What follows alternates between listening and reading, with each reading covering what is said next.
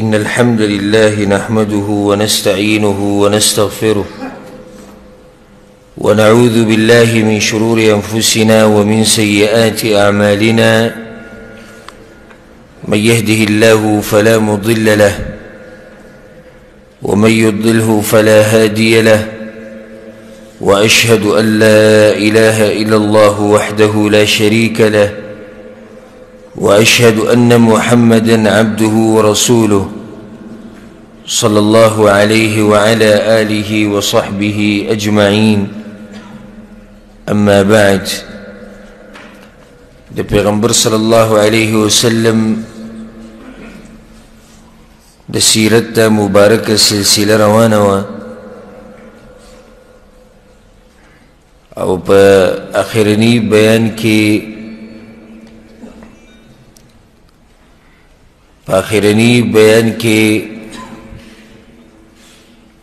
دوم کال د هجرت دوم کال حادثات و واقعات بیانېده شروع شیو او دوم کال په اوله کې پیغمبر صلی الله علیه وسلم کافرانو بچیانو مشرانو ته خطونه لیږلي څو خطونه وټول شپږ خطونه پیغمبر صلی الله علیه وسلم لیږلي د هغې تفصیل ټول بیان شوی اولنی خط پیغمبر صلی الله علیه وسلم نجاشي ته لیږلی د حبشې باچا ته دویم خط یې هرقل ته لیږلی و چې هغه د روم باچا و د هغې تفصیل هلته بیان شوی او دریم خط پیغمبر صلی الله علیه وسلم کسرا ته لیږلی و چې هغه د فارسو باچا و او څلورم خط پیغمبر صلی الله علیه وسلم مقوقس ته لیږلی و د اسکندریه او د مصر مشر و پنځم خط پیغمبر صلی الله علیه وسلم حارث ابن ابي شمر د دمشق چې کوم مشر او حاکم هغه ته لیږلی و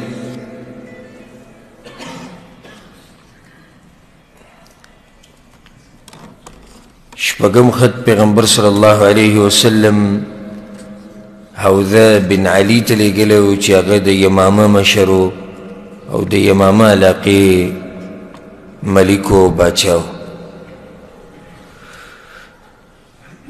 د شپږ خطونه پیغمبر صلی الله علیه وسلم په دې اووم کال کې لیږلي د هغې نه بعد یو غټه واقعه راپېښه شوه د محرم په میاشت کې چې کله پیغمبر صلی الله علیه وسلم د حدیبیې نه واپس راغی نو په هغه وخت کې به پیغمبر صلی الله علیه وسلم باندې جادو کړی شوی و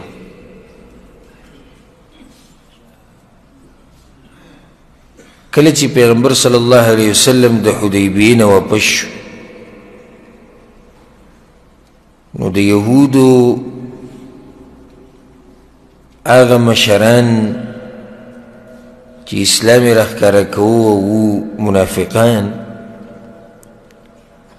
هغوی په لبید ابن الاعصم پسې رالو سپیکرې بندې دي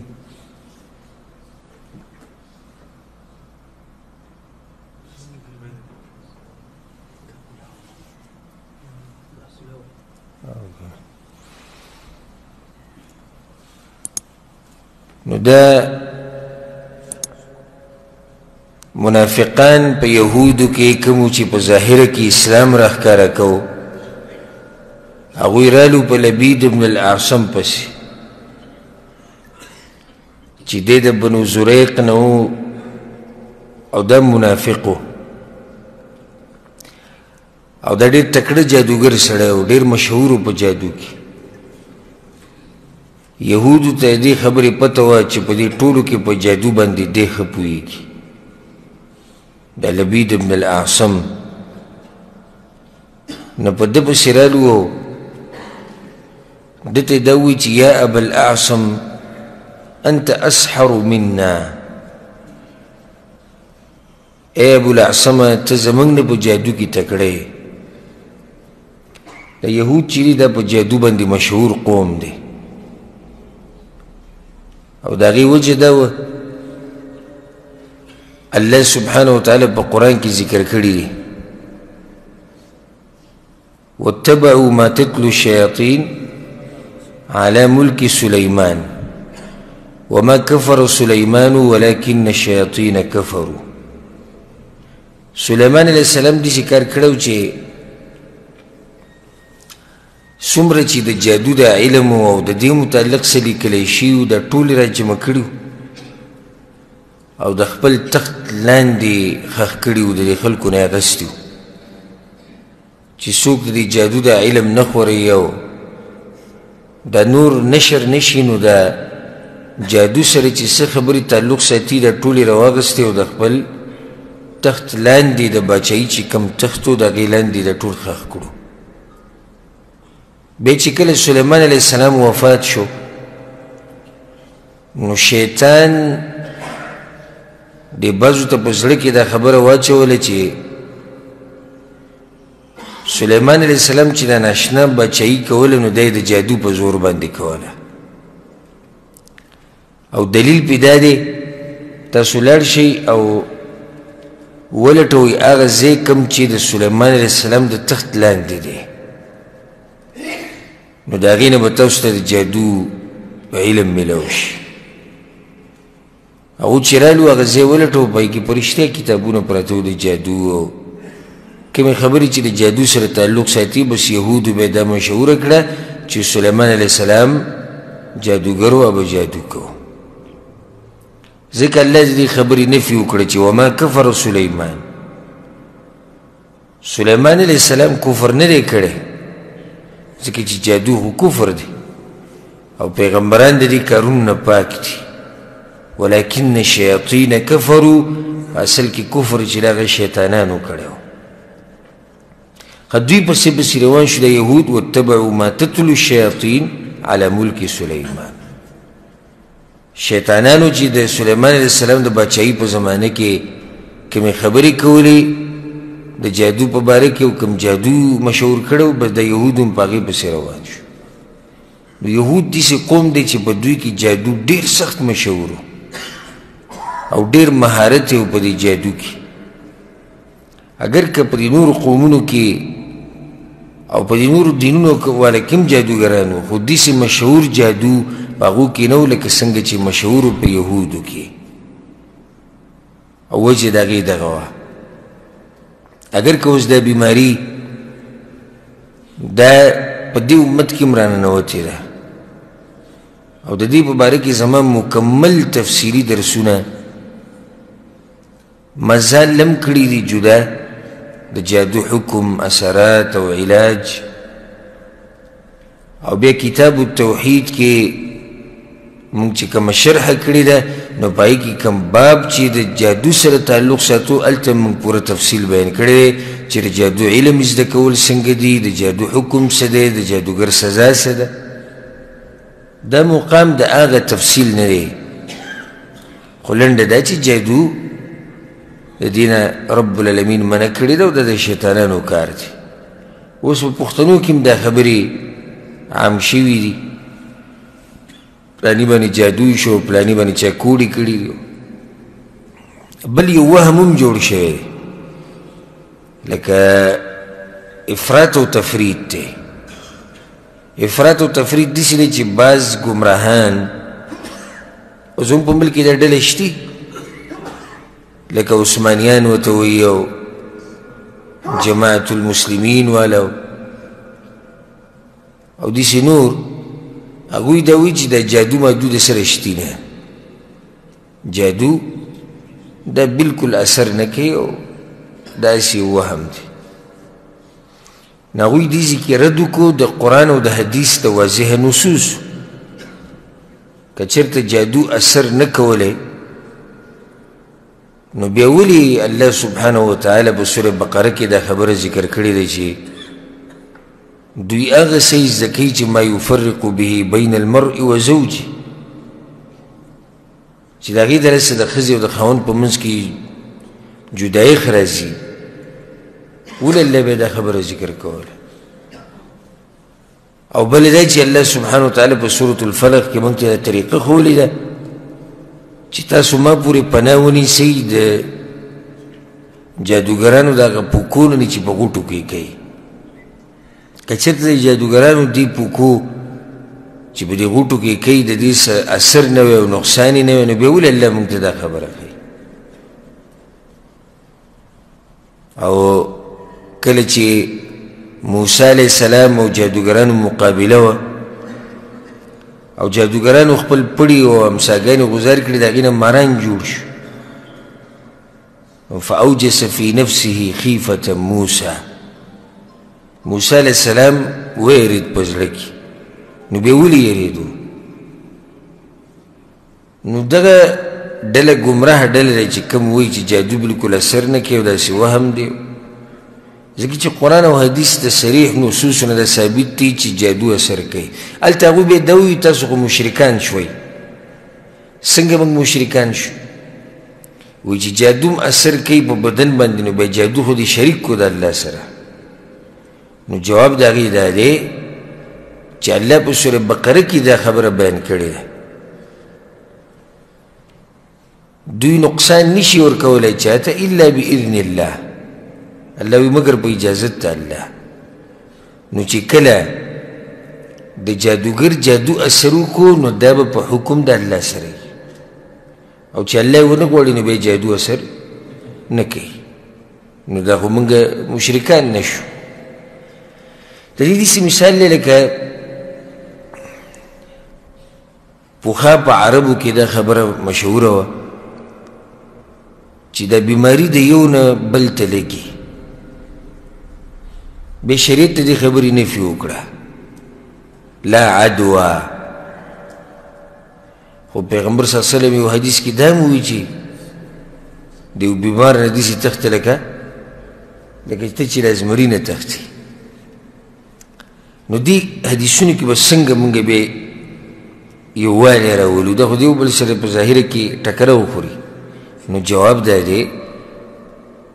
چې د جاهلیت والو دا عقیده و چې د بیماري په خپل زور باندې بل ته اوړي شریعت د دې خبرې نفي وکړه چې نه بیماري په خپل زور سره نه اوړي بیماري بل ته لګي خو د الله په حکم سره او چې الله ونه غواړي بیماري د یو نه بل ته نه لګي داسې ډېرې بیماریانې دي چې هغه د یو انسان نه بل ته نه لګي بعض هغې دي چې لګي خو هغه هم ټولو ته نه لګي کوم چې الله ووړي هغه بیماري بل ته ولګي نو بیماري د ځان نه خو نه وړي په اجازت د الله سره دغه شان جادو د ځان نه څه اثر نشي کولی په بدن کې مګر په اجازت د الله سره بعض دا دي چې بلکل دې منکر دي دا په غلطې دي بعض هغه دي چې دا خبره مني چې یو جادو شتي او دا اثر کوي د الله په حکم سره هغوی هم به یو قسمه زیاتی کړی خصوصا زموږ د پښتنو هغه زیاتی به دا کړی دی چې معمولي په سر یې دړلی شي په ده باندې چا کوړي کړي دي که کاروبار یې لږ اوس کاروبار دی نو کاروبار خو ټول یو شان نه کله به ډېرې ګټي کله به لږې ګټي نو چې کله لږ کاروبار وشي په ده باندې چا څه کړي دي که خپې خویږي یو دغه پلانې راغلي و هغې به څه کړي دومره ګپ ټیم جوړول نه دی پکار دا خو ژوند دی کله به ته بیمارېږي کله به دې کار ښیي کله به بدي کله به راولیږي کله به څه کېږي کله به څه کېږي نو ته به په هر ځای کې دا څه چې په ما باندې چا کوډې او منترې کړي او زیاتی شو صحیح ده شتي خو دې حد کې نه چې ته هره خبره دا وایې چې دغه انسان نه بیمار جوړ کړي ما پسې ډېر راځي دا بیماران د وسواسیان د وهمیان بس دا چا څه کړي موږ ته ویل که نه ته روغ سړی روغ رمټ سړی نه نه نه چا څه کړي ولې څه دلیل دی په تا باندې چا څه کړي بس دا سر راباندې وي دروند شي او څوک وایي کار مې مخکې ښه اوس ښه نه دی دا به د تقدیر مسلې دي نو اوس به الله رزق تا لپاره پراخه نه وي لیکلی دې درجې کې بیا خبره دې درجې ته هم راوستنې دي په کار چې هره خبره او جادو شوې ده هره خبره او جادو شوې په الله باندې مضبوط ایمان او یقین هم پکار دی چې الله زموږ حفاظت کوي کیدی شي خو دا موږ وایو چې هغه افراط او تفریط ښکار شوي یو موږ که یې منو یو به یې داسې منو او چې یا بل طرف ته ترې منکر شي بلکل نه موږ وایو جادو شتي اثر کوي د الله په اجازت سره او چې الله اجازت ونه کړي اثر نه کوي او هر خبره ته چې جادو په نظر نه ګورو چې بس په ما چې څه چل شوی دا به جادو یو پیر دلته یو دمګر ورته کېو دا دمګري دا قیسې موسې خلکو زړونو ته ډېر وراچي نو هغه یو ملګری پسې تللی و زه ورسره هم تللی وم د هغه سره لګیا ووایي تا ته دا مسله ده او تا ته دا بیماري ده او دا ده او دا ده نو بیا ما هغه ته ویل به ما ته یو مسله ده څه مسله ده ما کله نه کله چې د درس ټیم شي بس زما دا بدن داسې په ما دروند شي او سستي را پکې راشي نو ما چې دې به ګوره څه وایي یا هغه زما د تندی داسې ونیو په دوو ګوتو کې او زور یې پې کړم نورو ته به ګوره څه وي څه نه دي خو عوام دی خو نه پوهېږي خو ما باندې چې لګیو نو ایتونه یې وي او په زور زور یې ما ته اورولم چې که ایتونه نه وي بیا ورته تپوس کوم ته څه وی پټ پټ خو یې نه شي ویلی او لګیا لګیا لس منټونه زیات وشو ما بس که نور چې بس یې کړو وی په دې ځي د اوس بوج دي که نه نو ما خود به بوجي چې تا لس منټه ماله داسې زور باندې نیولی بوج به نه نه نه وایي که نه دا شیخ صاحب وایي دا زمونږ تجربې دي په دې ځي د اوس بوج شتي ما یو شتي بل په تا چا څه کړي دي ما په دې باندې چې ته نور دوکه کوه موږ الحمدلله په دې نشي دوکه کولی تا خو زما سر لس منټې نیولی زه ستا د 2 منټې نیسم را دې خو یې که او که په دې بیا بوج نه او دغه ځي دړ نه کوو بیا زما نوم بدله که دا عوام به دې قصو دوکه کړي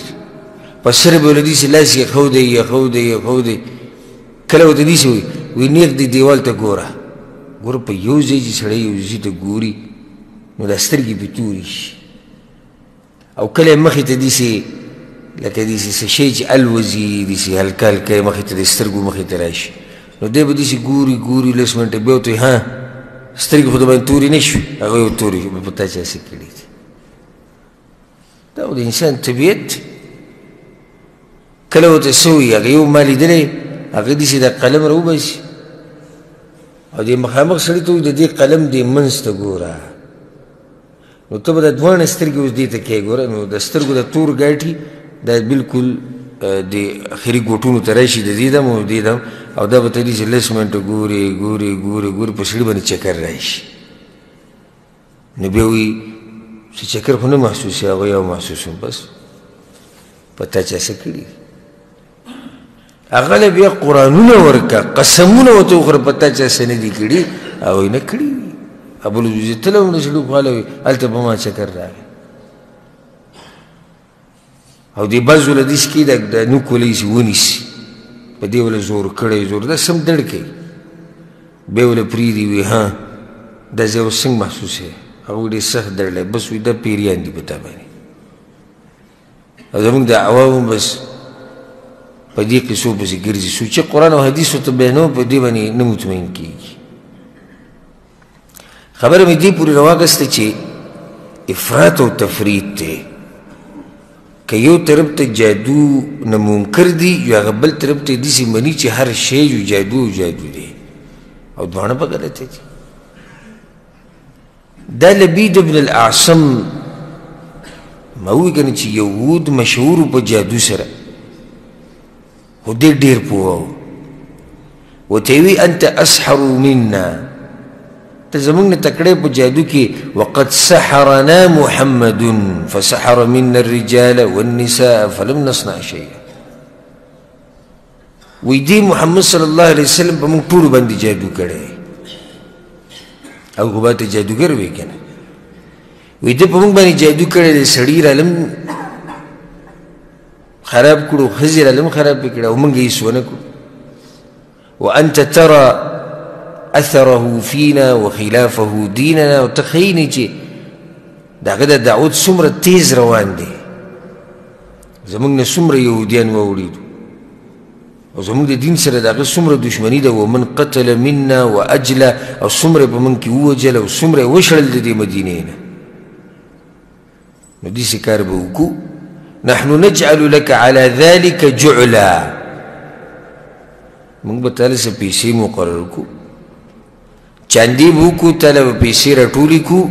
خطه به کې على أن تسحره لنا سحرا ينكأه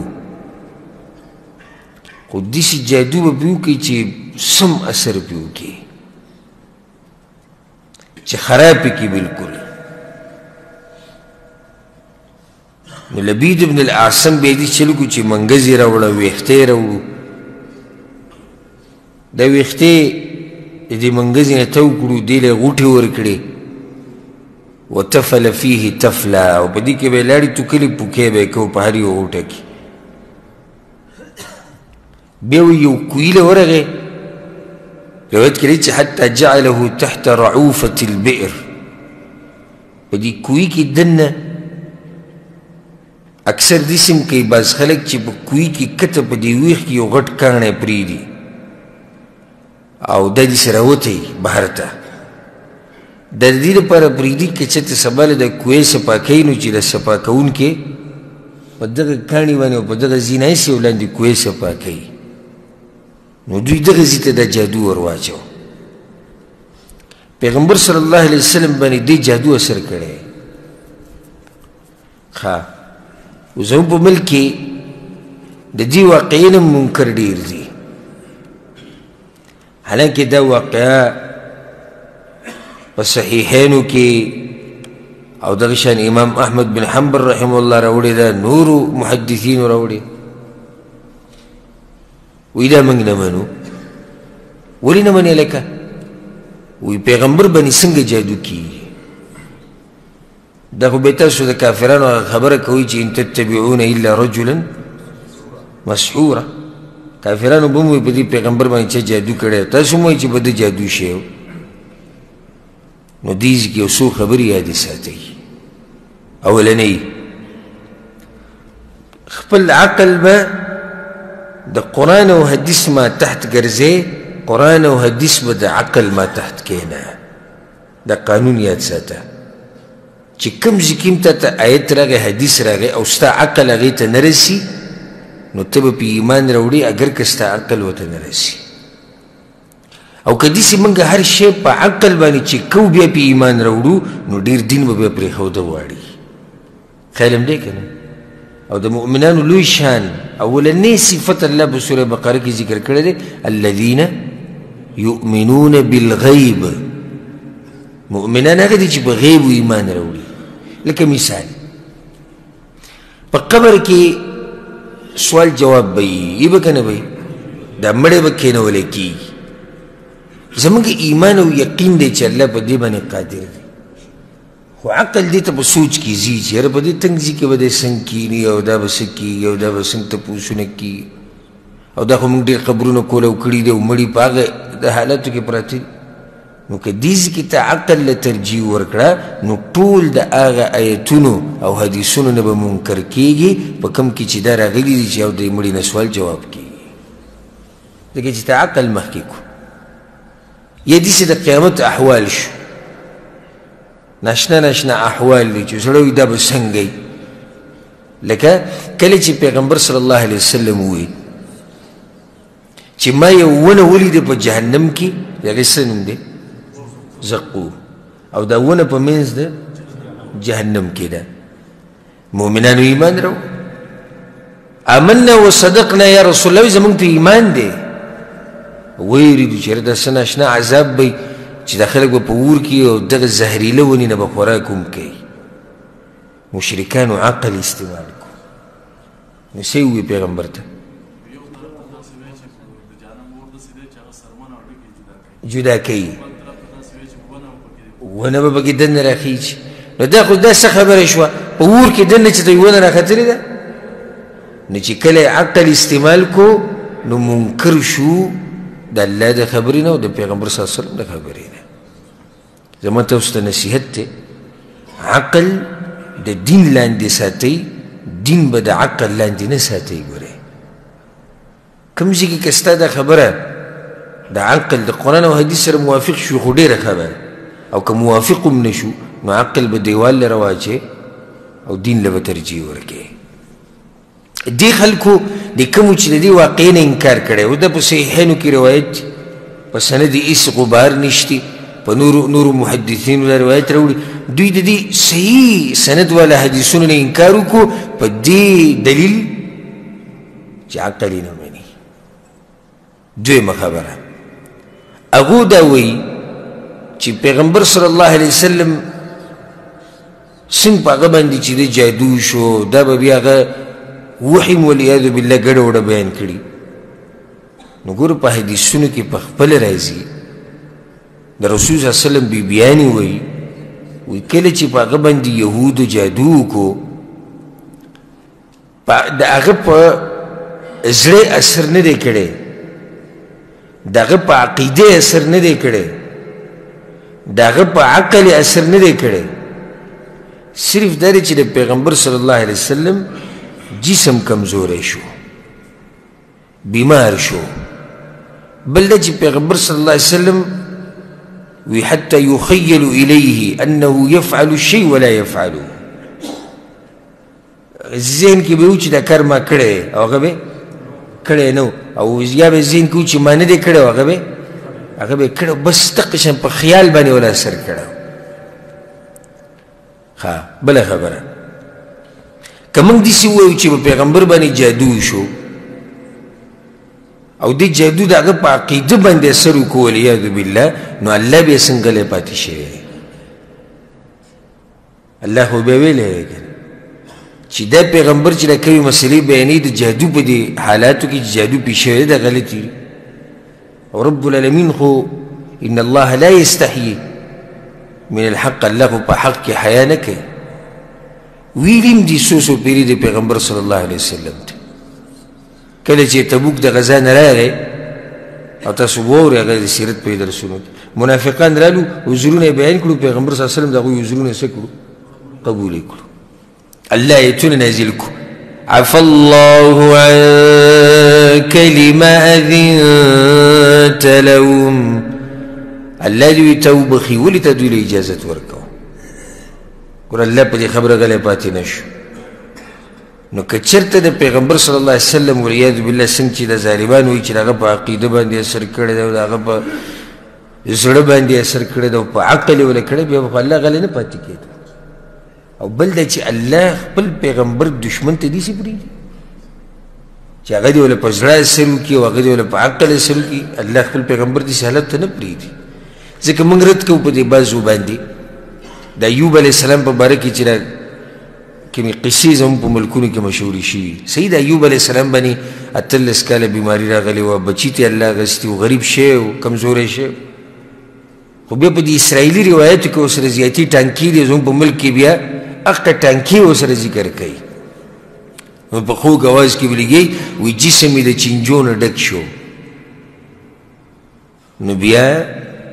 کور والا او قوم راواغستو نو یو ډیران ته گزار کو. دا خبرې ټولې اوري، ګورې ناس ورته جاړي، خو یو په زړه کې دا سوچ نه راځي چې دا کیدی شي چې الله خپل پیغمبر دې درجې ته راورسوي چې هغه دې په ډیران کې پروت وي؟ نشي کېدی. او لباس پکې دا وایي یو چینجی د هغه د بدن نه کته ولید، وی هغه بیا راواغستو. چا ورته وایي چې دا خو ته بیا راواغستو، وایي د ده دلته رزق دی، د ده وایي دلته رزق دی او زه د ده رزق بندول نه غواړم، پرېږدي زما په دې بدن لګیا. داسې خبرې دي نه یې سرشتي نه یې خپېشتي. او بل الله خپل پیغمبران دې درجې ته پرېږدي. پیغمبران خاص خلک دي د الله، صحیح د سختي پرې راځي، مصیبتونه پرې راځي، خو الله یې ذلیله کوي نه. سخت راتله، مصیبت راتله، دا جدا مسله ده. یو سړي ذلیله کېده دا جدا مسله ده. یو سړي باندې اوس غربت راغی او د غربت ته لاس هغه په روډونو کې ګرځي، خلکو ته لاس نیولی دی، دا خو هغه مصیبت دی چې دا سړی ذلیله کړو. یو سړی دی غریب دی په معنی دی چې رزق یې لږ کمزوری دی خو سوال مال د چا نه کوي ذلیله شوی نه دی نو صرف د پیغمبر صلی الله علیه وسلم په څه اثر وکړو په خیالاتو یې اثر وکړو په جسم یې ولا اثر وکړو کمزوری شو ډوډۍ به یې نه خوړه بعضې روایتونو کې راځي چې د ښځو نه بند کړی شو اکثر د جادوګران داسې جادو ډېر کوي چې سړی نارینه د ښځې نه بند کړي زموږ خواله ډېر راغلي وایي زما بدن ښه روغ رمټ و چې کله مې واده وکړو نو بیا د شپې د کوروالي ټیم چې راشي دی هم د دې ښځې په شان شي شهوت یې ختم شي پیغمبر صلی الله علیه وسلم باندې دقه اثر شي شپږ میاشتې پیغمبر صلی الله علیه وسلم تېرې کړي په دې حال کې شپږ میاشتې عایشه رضی الله عنها وایي بعضې روایتونو کې داسې راځي چې څلوېښت ورځې وي او دلته فایده ذکر کوم او بار بار زه تاسو ته دا یم زما دا نصیحت به تاسو ډېر اورېدلی کېدای شي تنګ شوي تیم وي چې د علماو نه بغیر ګزاره نه کېږي اوس ته یو حدیث واورې به کېدای چې شپږ میاشتې پیغمبر صلی الله علیه وسلم په دې حال او په دې بل کې څو راغلي دي څلوېښت ورځې دا خو ټکراو دی نو کېدای شي که ته علماو ته واپس کېږي نه کېدای شي یو ورځ ته دې هر څه نه منکر شي چېرې دا داسې خبرې دا خو ټکراو پکې راشي خو چې کله ته د علماو سره کښېنې نو هغوی به تا ته داسې ووایي چې د دواړه حدیثونه صحیح دي د شپږو میاشتو ولم صحیح دی څلوېښت ورځو ولم صحیح دی نو دا څه مطلب شو مطلب یې دا شو چې پیغمبر صلی الله علیه وسلم باندې مکمل جادو چې پې شوی دی نو هغه وخت هغه فتره هغه شپږ میاشتې وه خو دا څلوېښت ورځې په اخره کې په پیغمبر صلی الله علیه وسلم باندې اثر ډېر کړی دی هغه یې ډېر بیمار کړی و نو کوم راوي چې څلوېښت ورځې ذکر کړي دي هغه ورځو ته کتلي په کومو کې چې ډېر بیمار کړی و کوم چې شپږ میاشتې ذکر کړي دي هغه ابتدا د جادو چې شوی دی د اخره پورې ټولې ذکر کړي دي نو دواړه حدیثونه څه شو راجمع شو عائشة رضي الله عنها وحتى إذا كان ذات يوم أو ذات ليلة عندي پیغمبر صلی الله علیه وسلم یو شپه زما سره و زما په نمبر کې دعا الله ثم دعا ثم دعا دعاګانې وغوښتې بیا یې وغوښتې بیا یې وغوښتې چې یا الله زما نه دا جادو څه که دا اثرات زما نه ختم که یا الله نو بیا عایشې ته ووایي عایشه أشعرت أن الله أفتاني فيما استفتيته فيه عایشې ما چې د الله نه کومې خبرې تپوس کړه والله ما له هغې جواب راکړو څنګه اتاني رجلان دوه کسان د پیغمبر صلی الله علیه وسلم خوا ته راغلي وو او د دوه څوک ملایکو جبریل او میکایل فقعد أحدهما عند رأسي والآخر عند رجلي دا یو د پیغمبر صلی الله علیه وسلم د سر سره کېناست او بل د خپو سره نو دا یو دی بل طریقه دی اوس د پیغمبر صلی الله علیه وسلم ته دا طریقه ښیي الله خو دوی په خپل منځ کې خبرې کوي جبریل او میکایل په خپل منځ کې لګیا دي نو دا یو دی بل ته وایي ما وجع الرجل په روایت کې راځي ما باله دې سړي له څه چل دی څه بیماري ده نه بل ورله جواب ورکړو مطبوب مطبوب معنی مسحور په ده باندې جادو کړی نو بیا ورته دا بل وایي من طبه چا په ده باندې جادو کړی دی بل ورته وایي لبید بن الاعصم دا اوس پیغمبر صلی الله علیه وسلم ته دا خبرې کوي وی فی ای شیء فی مشت و مشاطه ویښته دي او منګز ده او دا خبره ورته ټوله ذکر کړه و این هو دا بل ورته وایي نو دا جادو دی کوم ځای کې په څه شي چې جادو کړی دی دا ویښته دا منګز د هر څه کوم ځای کې پراته دي فی بئر ذروان په کوی کې دا سامان پروت دی چې هغې ته څه ویله کېږي بئر ذروان د دې کوی نوم دی ذروان اصل کې د دې کوی نوم دی بئر ذي اروان خو د ډېر استعمال د لاسه خبره څه کړه اسانه کړه نو هغه حمزه ومزې ته لرې کړو ذروان شو نور دی دا ذي اروان لکه زموږ پښتانه هم داسې بعض ټکي داسې چې هغه ډېر استعمال سره نور څه جوړ کړي نو ټکی به یو شی او واړی یې بل څه ته لکه تاسو ته مثالونه څه معلوم دي اوس یو سړی دی محمد نوم یې دی محمد علي نو دوی ورته محمد علي وایي بیا بلکې دا محمد علي خدای به هم محمد علي ورته هم وایي او مندلي ورته هم وایي دا ټکې یې یو شاید بیا د ډېر استعمال سره هغه ټکې د هغې نه بل څه جوړ شي خو عربو دا عادت دی چې اکثر د دې ټکو نه چې کوم ډېر استعمالېږي د دې نه دا حمزه ختموي نو دا ډېر ګران دی بئر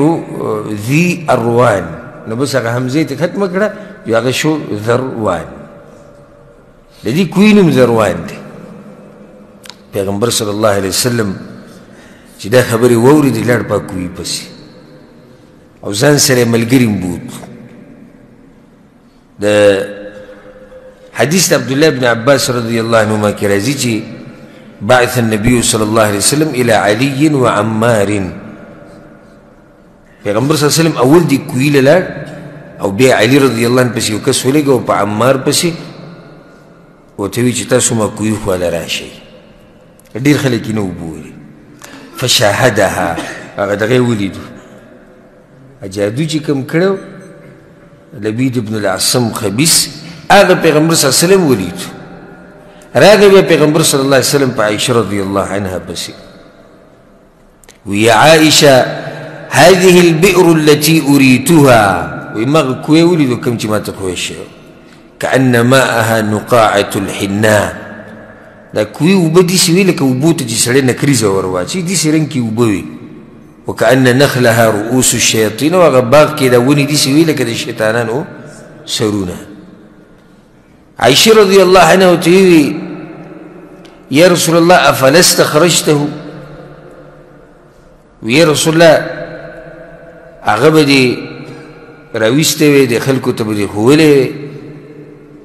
او د خلکو به لیدلی وی نو هغه ورته قد عافاني الله الله اسم زه ښه کړی یم فکرهت ان اثیر على الناس فيه شرا نو ما چې دا شر په خلکو کې خور نشي د هغې دلاسې پیغمبر صلی الله علیه وسلم امر وکړو هغه به بل ځای کې ښخ کړو خو خلکو ته داسې راښکاره نه کړو او نه لبید ابن الاعصم له چې دې سزا ورکړه وجه د دې سره چې پیغمبر صلی الله علیه وسلم سزا ورنه کړه علماو ذکر کړی ده یو خو پیغمبر صلی الله علیه وسلم به د ځان دپاره د چا نه بدل نه اخیستو دا د هغه طریقه وه د الله دپاره به بدل اخیستو د دین دپاره به اخیستو خو د ځان دپاره به بدل نه اخیستو دویمه دا چې پیغمبر صلی الله علیه وسلم دا سوچ کوو که چېرته زه د ده د قتل امر وکړم نو د مسلمانانو په منځ کې به فتنه جوړه شي ځکه چې هلته دا قبیله د بعضو انصارو سره ملګرې ده نو بیا به هغه قبیله را ګرم شي سره به ورسره انصار را ګرم شي دې طرف ته به نور را ګرم شي هلته به مهاجرین را ګرم شي نو په منځ کې به څه جوړ شي یو فتنه به جوړه شي شر به جوړ شي لکه څنګه چې پیغمبر صلی الله علیه وسلم منافقان پرېښودي لکه عبدالله بن ابی او نور منافقان وجلي نه دي د دې یېرې نه نه دي وجلي چې فتنه جوړه نه شي دغه شان ده پیغمبر صلی الله علیه وسلم پرېښود حدیث کې دا راځي چې امام احمد بن حنبل رحمه الله حدیث راوړی عقبه بن عامر چې انزلت علی سورتان الله دو سورتونه ما ته رالیږلي دي فتعوذوا بهن دا سورتونه وایي په الله پورې پناه نیسئ او پیغمبر صلی الله علیه وسلم د دې په شان سورتونه نشته کم کم دي سورة الفلق او سورة الناس یو حدیث کې داسې راځي د زید بن ارقم رضی الله عنه چې کله پیغمبر صلی الله علیه وسلم باندې جادو شو یو یهودي پې جادو کړی یهودي ورته په دې وایي دا په خپله ګوره یهودي نه و دا لبید بن الاعصم دا په خپله یهودي نه و دا خو منافق و خو دی د یهودو ملګری و نو ځکه یې نسبت هغه ته کېږي نو څه ورته ویلی کېږي الیهودي فأتاه جبريل صلوات الله عليه بالمعوذتين نو جبريل عليه السلام راغي او د دوه سورتونه ورته وښووي الله وایي چې دا سورتونه ډېر وایه نو پیغمبر صلی الله علیه وسلم د دوه سورتونه به ډېر وي الله ترې جادو هغه اثرات ختم کړو دې کې صرف دوه مسلې ذکر کوم بیا بلې واقعې ته اوړم یوه جادو په جادو باندې ختمول ناروا دي او دې ته په عربۍ کې نشره وایي. د دې وضاحت هم ما په کتاب التوحید کې کړی. پیغمبر صلی الله علیه وسلم نه چا تپوس وکړو نشرې په باره کې، نو هغه وایي دا ناروا دي. نو بعض کسان څه کوي جادو پې وشي نو وایي زه د جادوګر خوا لازم چې زما نه د جادو کولاو کړي، دا هم ناروا دي. وجه دا ده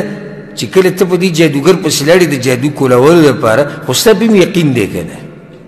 ستا هم په دې یقین دی چې دا جادوګر پوهېږي او د ده کارونه برابر دي، ځکه پسې ته ورغلې. نو د جادو د ختمولو علاج هغه د اذکار دي، آیتونه دي، دعاګانې دي،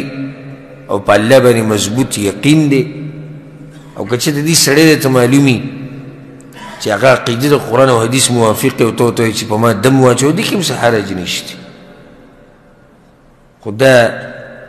جادو په جادو باندې ختمول ناروا دي. او دویمه خبره ما چې کومه کوله هغه ده چې په دې مسلې کې ډېر زیات احتیاط کوئ. زموږ په ملک کې دا یو لوی تجارت دی. هر سړی ناست دی او بهر یې لیکلي وي موږ د جادو علاج کوو، او بس خصوصا د ښځې ورماتې دي. د عزتونو نه هم خلاص کړو، د دین نه هم خلاص کړو، او د پیسو نه هم خلاص کړو، د هر څه نه خلاص کړو. نو دا ښځې ورته ناست دي او هغه کله پردۍ ښځه به وي، کله وله په سر لاس ږدي، کله به وله په ملا لاس ږدي، کله ورته په خوله کې لاړې توکي، او کله سکي او کله سکي، او دا ټول ورته ناست جوي د علاجونه کوي. نو ډېر احتیاط کوئ، خصوصا خپل کور زنانه ټولو ته دا ووایي چې زما د اجازت نه بغیر به څوک دې خلکو له نه ځي، او چې چا له ځي نو اول به ما ته وایي چې زه د کس معلومات کوم چې دا کس څوک دی. بله دا چې دا شتینه در سره، دا د سره شتینه چې یو پردی سړی دې رالېږي او زنانه دې ورسره یوازې ناستې او دی دې په لاس ږدي. نه، که چېرته خوا کې محارم ناستي، خاونې ناستې، رورې ناستې، زوی ناستې، هم لرې لاس به پرې نه ږدي، او څه قرآني آیتونه او اذکار او دعاګانې وایي، دا لا بیا صحیح دي. خو په هغې لاس یې ښوده او خپلوانو ته ولوایي تاسو بهر ته وځئ، چې داسې ووایي خپلوانو ته چې تاسو بهر ته وځئ، نو پوه شئ چې دا سړی څه دی، دا یو خبیث دی. نو دې خبرو کې ډېر زیات احتیاط کوئ. دا مختصر واقعه ده دی چې پیغمبر صلی الله علیه وسلم باندې جادو څنګه شوی و. بیا د هغې نه بعد په دغه وخت کې یو بله حادثه راپېښه شوې وه، هغه ده او بله واقعه چې قتیله بنت عبد العزى دا راغلې وه مدینې ته. قتیله دا د ابوبکر صدیق رضی الله عنه بیبي وه، د دې نوم قتیله د عبدالعزى لور وه. او ابوبکر صدیق رضی الله عنه دې له د جاهلیت په ورځو کې دې له طلاق ورکړي، د دې نه جدا شوی، او د دې نه د هغه یو لور پیدا شوی چې د هغه نوم څه و، د دې کومه لور پیدا شوی وه، مشره لور د ابوبکر کومه وه؟ اسماء رضی الله عنها. یو زوی و عبدالله نوم و د هغه. نو دا قتیله راله مدینې ته د خپلې لور خوا ته اسماء رضی الله عنها. پس په صحیحینو کې دا حدیث دی د اسماء رضی الله عنها، و چې قدمت علی امي وهي مشرکه في عهد قریش اذ عاهدوا رسول الله صلی الله علیه وسلم ومدتهم. وی په هغه وخت کې زما مور په ما پسې راله چې د پیغمبر صلی الله علیه وسلم د قریشو سره صلح شوی و، صلح حدیبیه. نو د دې صلح په دې مدت کې دا راغلی وه. فاستفتیت رسول الله صلی الله علیه وسلم، وی ما د پیغمبر صلی الله علیه وسلم نه تپوس وکړو چې یا رسول الله زما مور راغلی ده او په څه شي کې رغبت دی چې زما نه ویسي، افاصل امي، آیا د دې مور سره زه رشته ساتلی شم او که نه؟ پیغمبر صلی الله علیه وسلم ورته جواب ورکړو نعم صلی امکی، او د دې مور سره به رشته ساتي. فانزل الله، نو الله آیتونه نازل کړو. هغه آیتونو کې څه دي؟ لا ينهاكم الله عن الذين لم يقاتلوكم في الدين ولم يخرجوكم من دياركم أن تبروهم وتقسطوا إليهم. الله تاسو الدين نه منع کړي، که تاسو د هغه کافرانو سره ښه وکئ، کوم کافر چې تا سره جنګ نه کوي او ته د خپلې علاقې نه نه یې ویستې او تا ته څه فتنه نه جوړوي، نو د دوی سره احسان کولی شي. انما ينهاكم الله عن الذين قاتلوكم في الدين واخرجوكم من دياركم. دا هغو نه الله تاسو منع کوي، د هغه کافرانو سره تعلقاتونه چې کوم کافران تاسو سره جنګونه کوي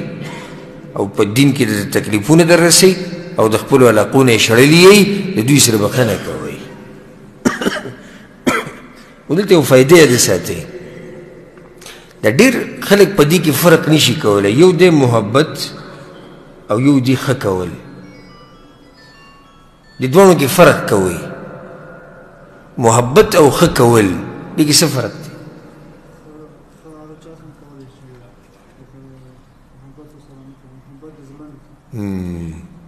دی جواب دی که د موبایل بندولو چل نه درځي وروره موږ به یې دله بند کړو، اسو امپیر دی. محبت او ښه کول، محبت د زړه مسله ده. لازم نه ده چې ته به د چا سره احسان کې ښه به کوې نو ستا به د هغه سره صحیح محبت وي، لازم ده نه. مثال پرې درکړم، هغه بني اسرائیلو کې یو ښځه وه زناکاره، الله بخلي وه د څه د لاسه سپي له یې اوبه ورکړې، سپي سره یې ښه کړي وو. نو زموږ دا وایي چې دې د سپي سره محبت و؟ محبت خو یې نه و، ښه یې ورسره وکړو. داسې د یو کافر سره ښه کول چې هغه حربي کافر نه وي، د هغه سره ښه کول، د هغه سره احسان کول، د دې مطلب دا نه شو چې د دې کافر سره سره محبت دی. دې واقعي کې یو څو مسلې. اولنۍ، که بچی مسلمانی او مور پلار کافری، بیا هم په دې بچی باندې لازم دي چې په مور پلار به خرچه کوي، اگر که دینونه او مذهبونه یې صحیح جدا وي. دین او مذهب جدا دی خو بیا هم په بچی لازم دي چې په مور پلار به خرچه کوي. پاتې لا ده چې مسلمانی پلارم او زویم او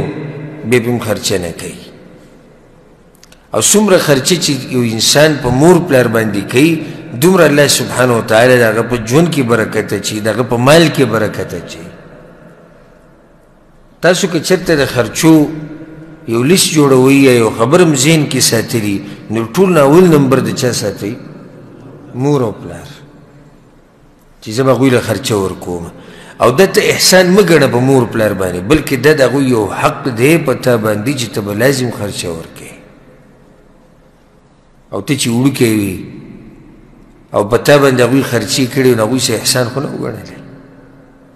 او نه یې په تاس باطلې وي، په ته یې باطلې هم نه وي چې ما دا وکړو ما دا وکړو.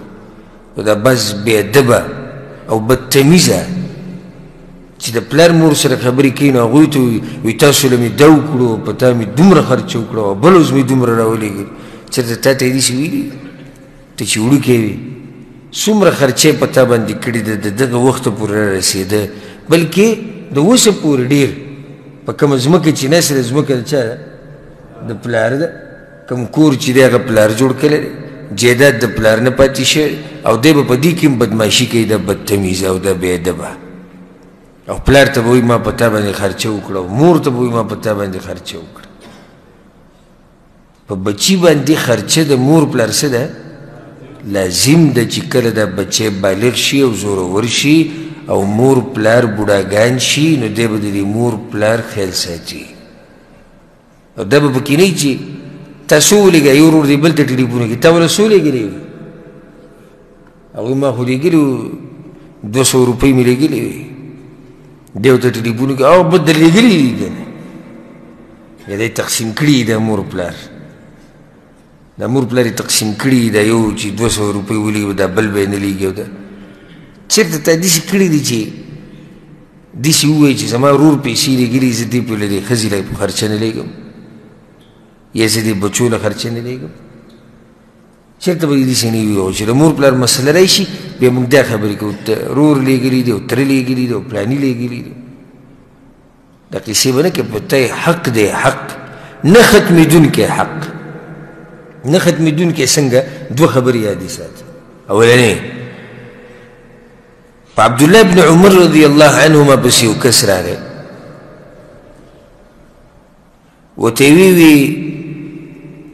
وی ما خپله مور د یمن نه راوستې ده، حج له مې راوستې ده او په شا کړې مو. لکه حج په دې دوران کې بیا هغه مدینې ته ده. پخوا خو د سفرونه ډېر ګران وي چې څوک به مکې ته لاړ بیا به پکې چېرته ته مدینې ته به پکې هم بیا لاړو. نو وی ما حج له هغه راوستې ده د یمن نه او د یمن نه مې په شا کړې وه او ټول حج مې په دقه شانو کو په شا کړې وه. اوس د مدینې ته مې راوستې ده او بیا به د دې ځای نه هم په شا وړمه. نو ما یې حق ادا کړو که نه وی نه ته حق ادا نه کړو. دا ماشوم چې وي ته چې وي د هغې په دې خېټه کې وي او ته چې به معمولي وړقېدې کومه سړیکه او دړ چې به په هغې باندې راغی تل هغې ته هم نه یې رسېدلې. دغه شان په عمر بن خطاب رضی الله پسې یو کس راغلی و، امیر المؤمنین وي زما مور ده او بالکل د خوځېدو نه ده او د ړقېدو نه ده، بس په کټ کې پرتی ځای په غېږ کې وړم راوړم او دسمات یې لم او هر خدمت وله زه کوم.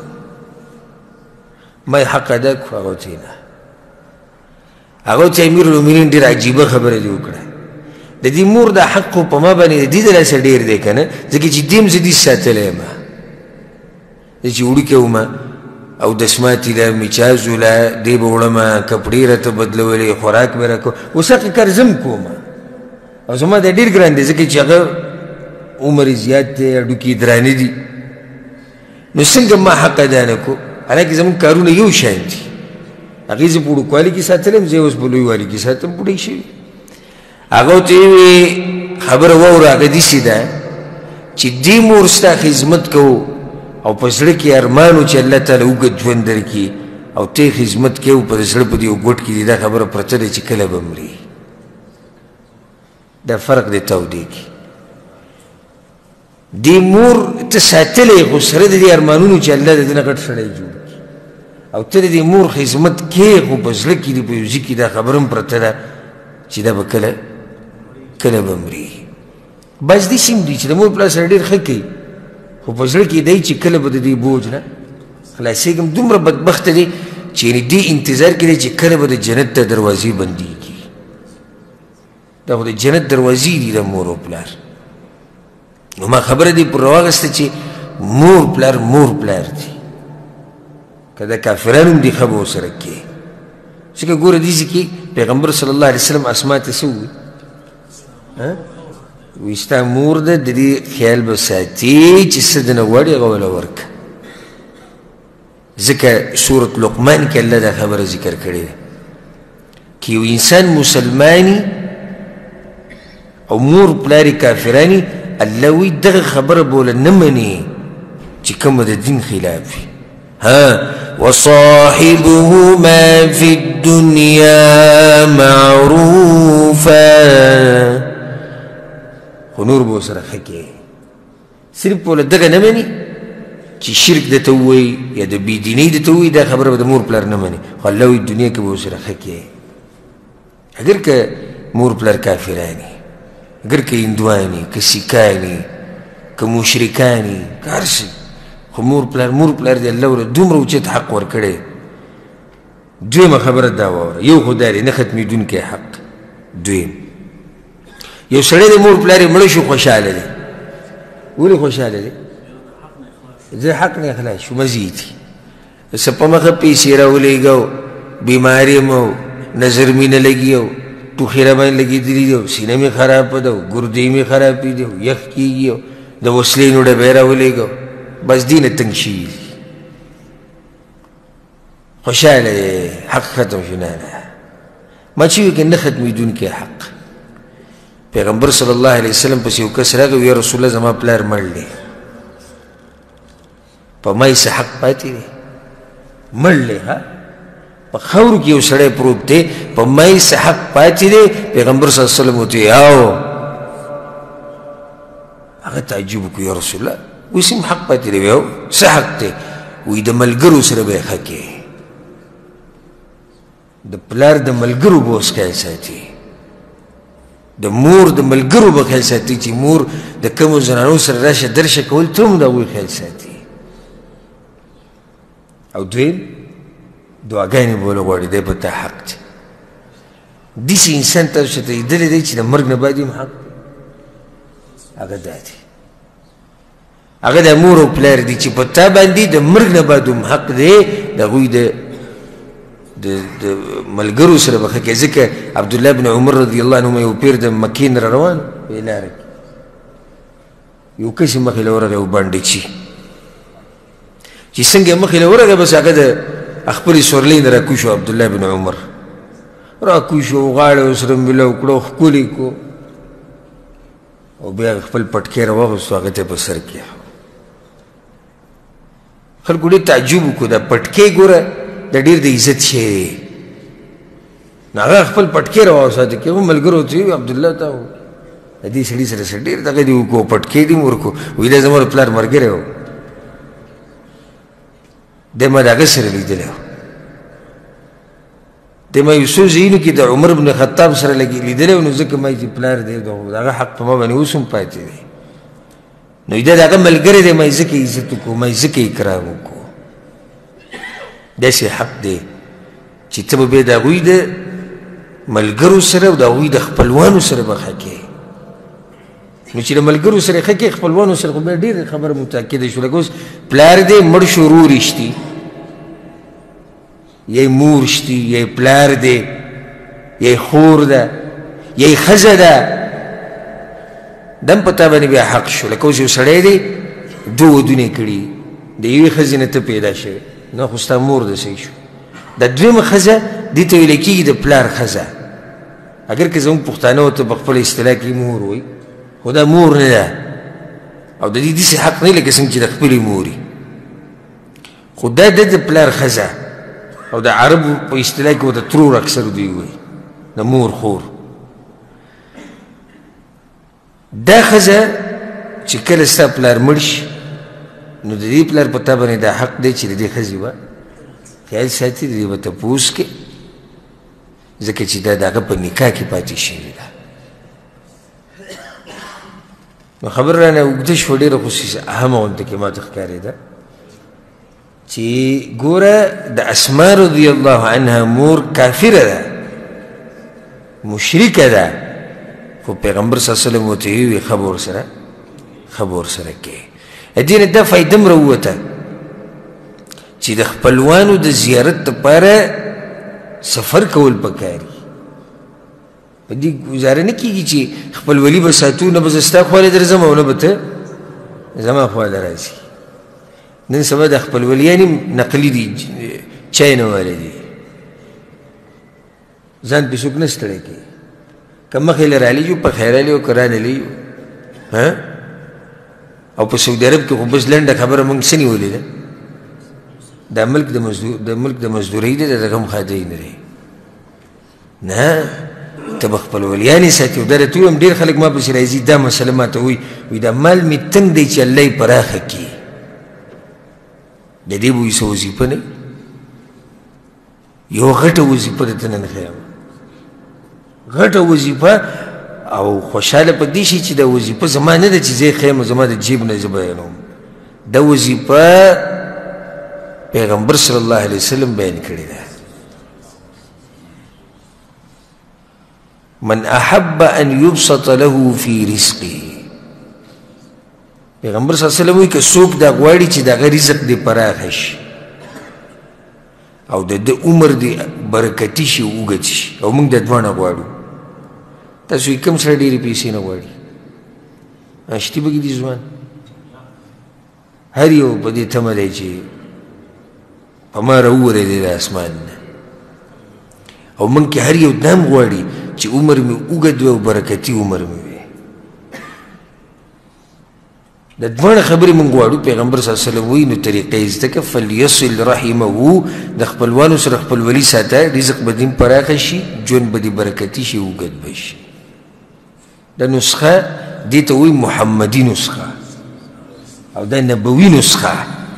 دغه نسخې نه دي هغه وظیفه نه ده کوم چې د مولای نصیر ځان نه ورکوي اوس ګوره مور ده او چې رشته ساتي د لور سره د کوم ځای نه راغله د مکې نه راغلي د لور لیدوله د مکې نه راغله د لور لیدوله دا مور په بچو ګوره څومره مینه وي د هغه ځای نه دا روانه لور لیدوله نو په دې رشتو پاللو کې به سختي هم تېروي په تیاره باندې رښتینې موږ الله موږ ته دومره اسانه کړي دي ګوره اوس دا که چېرته موبایل وی چې د اسما د مور به ټلیفون کړی په موبایل باندې چې ته څنګه یې څنګه نه یا جاز کې به ناسته وي چې 1 ګنټه سفر دی او یا دا نوي ریلګاډي چې راوځي په هغې کې 1 ګنټه سفر دی راغلی به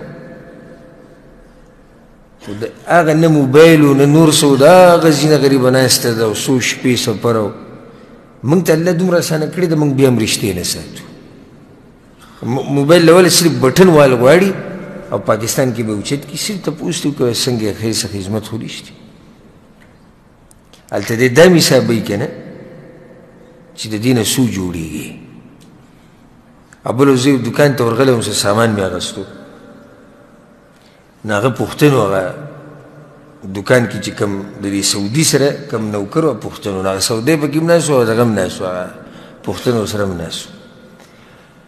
نو ما د سعودي سره خبرې کولې ما دا شی مې په کار دی خو دې کې اصلي شی مې په کار دی اصلي په څو دی نو هغه ما ته ریټ ووایي وی اصلي په دومره دی خو دا ښه سامان دی دغه نو هغه پوښتن پکې ما ته اواز وکړه خو ته پته وي چې د عربۍ خو زموږ په خبرو نه پوهېږي ما ته وي پاکستاني ته ګوره لوی شی جوړېږي وایي نو مې څوک وي چې پاکستاني ته لوی شی جوړېږي او دا شی به ضرورت دی ورته زموږ نه که دا ضربونه مربونه ورکوې نو نه به خپلولۍ وساتي او نه به ډوډۍ وخورې لکه چې ته بټۍ ته ودرېږې روټۍ رالې یو روټۍ په ریال او نن سبا ریال په څو کې دی 40 کې دی 40 روپو باندې څه نه کېږي نو هېڅ به هم بیا ونه کړي که چېرته تاسو ځان سخي کړو نو رښتې به وساتئ ښه دې نه دا فایده هم راووته چې مور پلار دي خو د الله د دین نه اوچت نه دي ګوره دا د اسما مور وه او هغه پسې راله وي لور ملاقات یې ورسره وکړو کور کې څه شی پروت و هغه به یې خوښ شوی که نه چې دا به زه یوسم نو هغې وي صبر زه به تپوس کوم د پیغمبر صلی الله علیه وسلم که هغه اجازت راکوي به یې ویسم دې ته وایي دینداري دین دا د مور پلار نه هم زورور دی دا د هر چا نه زورور دی دین په مخ کې څوک نه شي ټینګېدی لکه ږیره دې خریلې دا چې زموږ هغه مور خوشحالېږي په ږیره خریلو باندې منې به په دې ځای به خوشحالې ته لکه ولې دین نه یې زده کوې او جومات ته زموږ پلار وایي چې مزه منزل جومات ته مزه کور کې کوه منې به د پلار نه صحیح ده چې پلار دی مور ده خو دین د دوی نه څه دی دین د دوی نه اوچت دی اسما رضی الله عنها څنګه غیرتي زنانه وه په دین باندې څومره غیرت وکړو او دا هم څوک وه دا د چا لور ده د ابوبکر صدیق رضی الله لور ده او د پیغمبر صلی الله علیه وسلم څه ده د هغه خینه ده او د چا ښځه ده زبیر بن العوام رضی الله عنه الله اکبر او د چا مور ده عبدالله بن الزبیر دې اوچته زنانه اوچته لیدلې ده پلار یې صحابي او زوی صحابي خاون یې صحابي رور یې صحابي او اوښه پیغمبر دومره اوچته زنانه وه ځکه خو الله ورته اوچت مقام هسې نه ورکړی په دین غیرت کوو مور ته وي مورو دا شی به ویسي خو صبر وکړه زه د پیغمبر نه تپوس وکړمه د هغوی د دین سره دومره سوچ و مونږ وایو نه بس دا خوشه د خلک خوشحاله که دین سره بیا ګورو واقعه د دغه د اوس بن صامت رضی الله عنه خپلې ښځې ته چې ویلي وي ته په ما حرامه ښځې نوم رانه هېر شو خوله نو خوله وایي چې اوس بن صامت غوسه شو بوډا و نو دې بوډاګانو خو بلډ پریشر هم خیږي که نه د ده بلډ پریشر وختو وی ته په ما داسې لکه خور او بیا لاړو ووتو غوسه و د کور نه ووتو او بهر وی زمونږ د دې کور سره د ناستې ځای و دا مشران به پکې کېناستو نور ته هم کښېني ګپ شپ هم لګوي او په دغه ځای کې دوی جرګې هم کوي مسلې هم حل کوي نو دې هلته لاړ کېناست چې کله د دماغ یخ شو نو بیا راغی وی چې بیا راغی ما ته رانږدې کېدو وی ما ته ځان لرې کوو او دی رانږدې کېدو نو یې ما ورله دیکه ورکړه دا خو کمزور و دا دیکې سره ولید وی ما ته یې وی چې ولې وی ما ورته وی چې د پیغمبر نه به اول تپوس وکړمه چې ته ما ته رانږدې کېدی شې او که نه ګوره دا اوس خاوند دی او خاوند زنانه ته څومره ګراني دا اګر که خاوند دی خو د الله د دین نه په مخکې نشي تللی که نه نو لاړه بیا او دومره غریبانان چې وی ما سره بیا برقه نه وه چې ما اچولی نو ګاونډۍ نه مې یو کپړه راواغېسته مې په سر واچوله پیغمبر صلی الله علیه وسلم خواله ورغلم هغه ورته هم بیا دغه نصیحت وکړو بوډا شوي تره دا زوی دی بوډا دی ګزاره ورسره کوه خبره مې دې پورې راواغېسته چې مور پلار خویندې وروڼه ښځه او بچي ملګري دا ټول په موږ ګران دي خو د دین نه راباندې زیات ګران نه دي دین موږ ته د ټول نه زیات ګران دی په دې به اکتفا وکړو او انشاءالله پر روان درس کې به یو ناشنا غذا راپېښه شوې وه هغې ته ویل کېږي غزوة ذي قرد او یو ته غزوة الغاب هم ویل کېږي دا په ځنګل کې دا غذا شوې وه دا څنګه غذا وه او ولې شوې وه څنګه شوې وه څومره خلک پکې وو څومره مسلمانان پکې شهیدان شوي دي آخري نتیجې سره وچې وه دا ټولې خبرې به انشاءالله پر روان درس کې بیانو الله سبحانه وتعالی دې موږ پوه کړي په قرآن او حدیث باندې او الله سبحانه وتعالی دې زموږ په زړونو کې د دین دپاره غیرت پیدا کړي او الله سبحانه وتعالی دې موږ له طاقت راکړي چې د مور پلار د حقوقو خیال وساتو او کومه کوتاهي چې شوې ده الله دې راته د هغې بخانه وکړي او الله دې زموږ د ټولو مور پلار وبخي کوم چې مړه دي الله دې د هغوی قبرونه د جنت باغچې وګرځوي او الله سبحانه وتعالی د هغوی په قبرونو باندې د رحمت باران راووروي او کوم چې ژوندي دي الله دې د هغوی په ژوند کې برکت واچي او الله دې هغوی له روغ صحت ورکړي او الله دې د هغوی اخره خاتمه په ایمان سره کړي هذا والله اعلم وصلى الله وسلم على نبينا محمد وعلى آله وصحبه أجمعين.